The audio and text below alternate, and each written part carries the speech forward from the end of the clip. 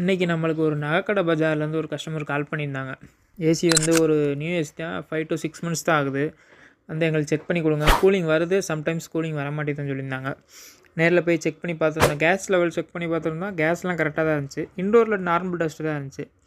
Outdoor window பார்த்தீங்கன்னா main ரோட்டில் இருக்குது. டெய்லி இங்கே ஆயிரக்கணக்கில் வண்டி போயிட்டு வரும்.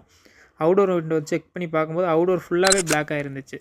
இது இன்வெர்ட்டர் டைப்னால ஃபுல் டஸ்ட்டுமே பிளாக் ஆகிருந்துச்சு. கஸ்டமர்கிட்ட இன்ஃபார்ம் பண்ணியிருந்தோம், அவுடோர் சர்வீஸ் தான் சார் பண்ணணும் அப்படின்ட்டு. சரி ஓகே பண்ணி கொடுத்துருங்கன்றாங்க.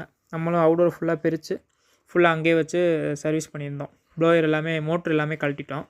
காயில் ரொம்ப டஸ்ட் இருந்துச்சுல, அதனால் ஃபுல்லாகவே கம்ப்ளீட்டாக சர்வீஸ் பண்ணி இன்டோருமே கவர் பண்ணி சர்வீஸ் பண்ணோம். இன்டோர் வந்து நார்மல் டஸ்ட் தான், அதனால் கவர் பண்ணி சர்வீஸ் பண்ணாலே போதும். கவர் பண்ணி சர்வீஸ் பண்ணிட்டு அவுடோர் மட்டும் ஃபுல்லாக பக்காவாக க்ளீன் பண்ணி கொடுத்துட்டு வீடியோவோட எண்டில் கொடுக்குறேன் அவுடோர் சர்வீஸ் பண்ணதுக்கப்புறம் எப்படி இருக்குன்னு. எல்லாம் முடிச்சுட்டு ஏசி ஆன் பண்ணி பார்த்துருந்தோம்.